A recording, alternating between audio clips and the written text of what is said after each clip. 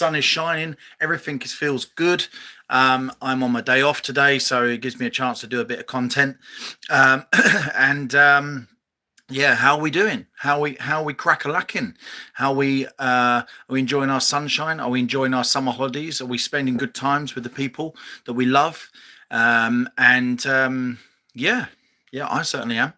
Um, yeah, my kids are enjoying the sun. Off to Cornwall in about 3 weeks, so really, really looking forward to that. Um, but I'm bringing to you some news, some bombers that are going on in the world of Tottenham Hotspur. And There's a lot of crazy stuff going on at the moment. Different transfers, bits and views, news and clues. Players moving in, players moving out.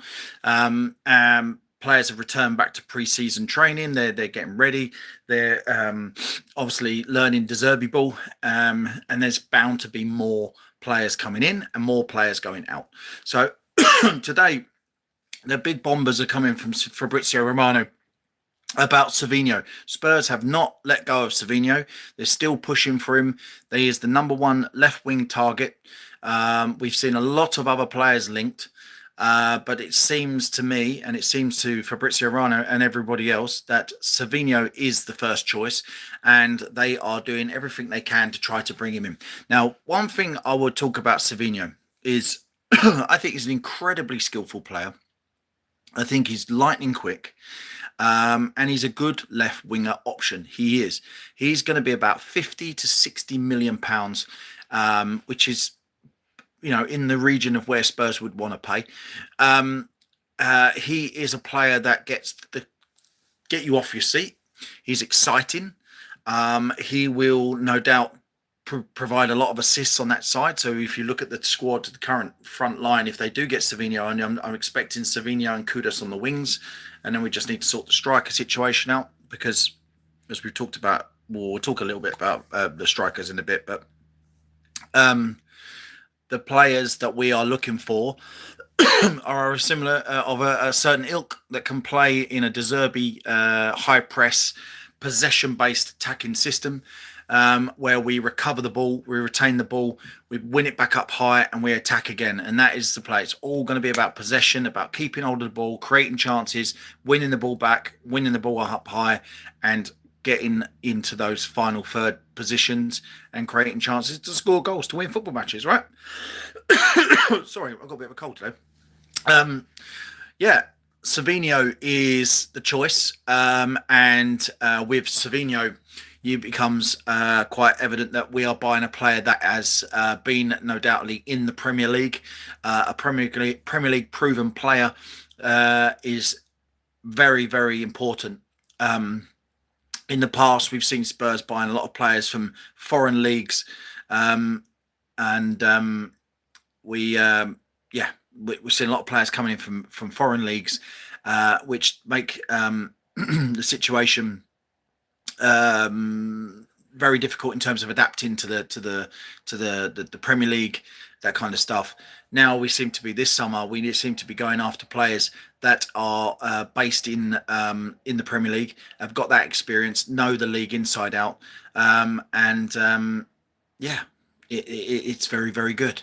Well, I've got 15 people in the room so far, so like and subscribe, follow my channel, hit the notification bell, drop me a comment. Interested always in your views and clues.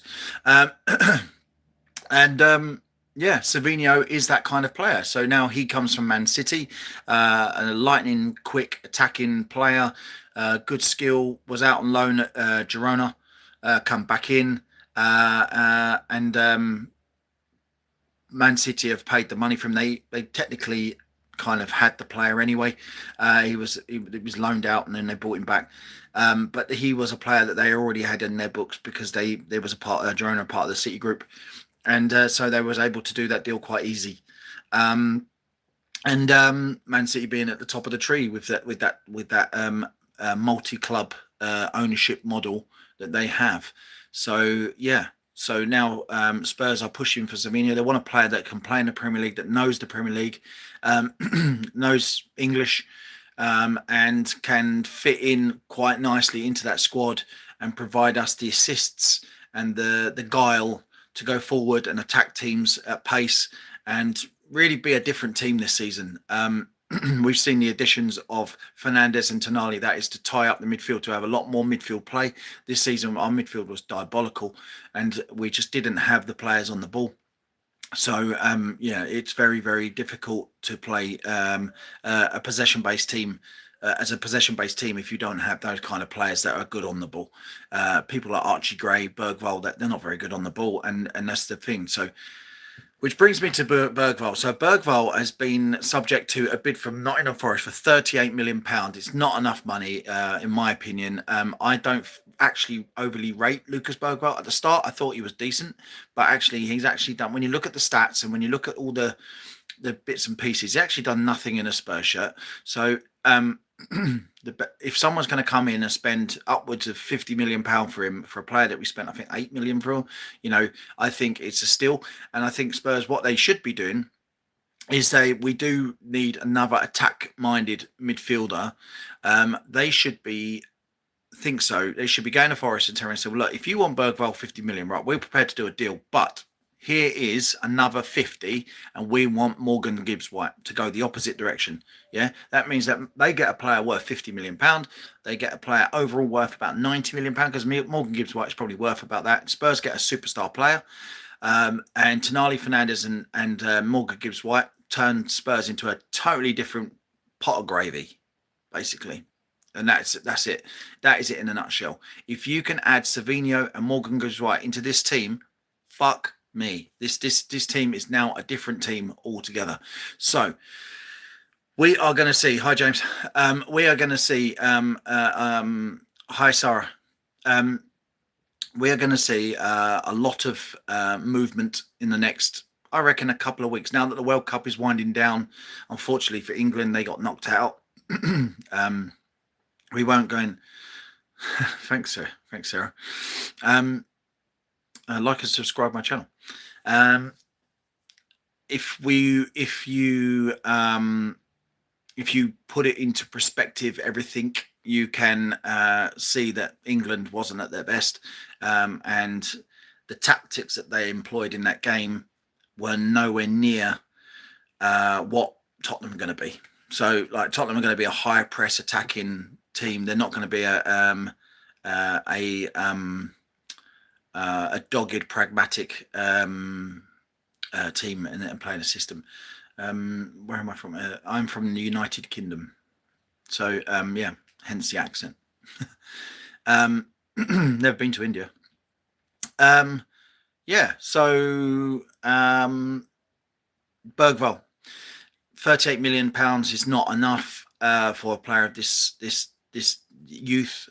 He's an international Swedish, and the chances are that he will need to go on and get minutes. I don't believe he's going to get much game time with Tottenham, especially when Xavi Simons comes back, Maddison, Kulusevski. He must be looking at him thinking, there's no way I'm going to get a game here.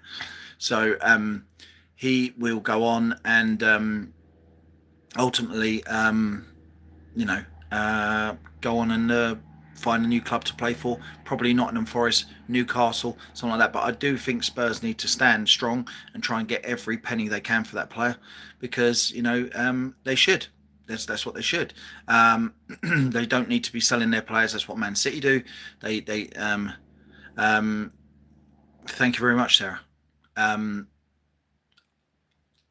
They should ultimately look to get players out of the team if they're not going to get a chance to play, if they're not going to be at that level, if they're not going to be able to contribute towards our season in any shape or form. And that means, like, people like Archie Gray. I fully expect Archie Gray. Spurs might they might expect him to settle down and improve.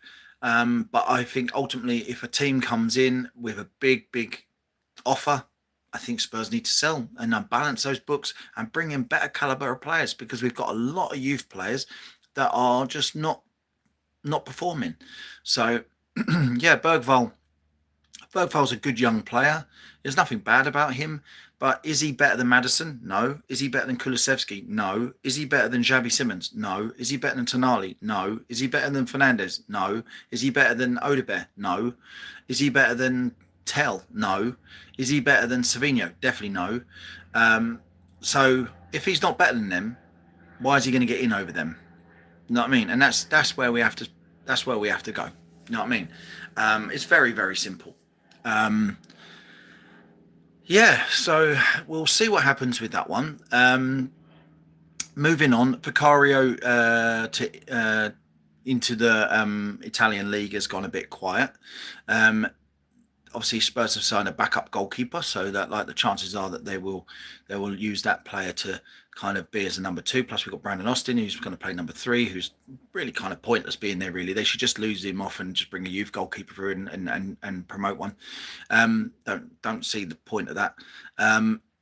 But and then we've got Romero. So Romero, after the antics of the World Cup with the whole kind of political sign that they put up, you would expect Spurs to push this through pretty quickly now. It's bad publicity for the club.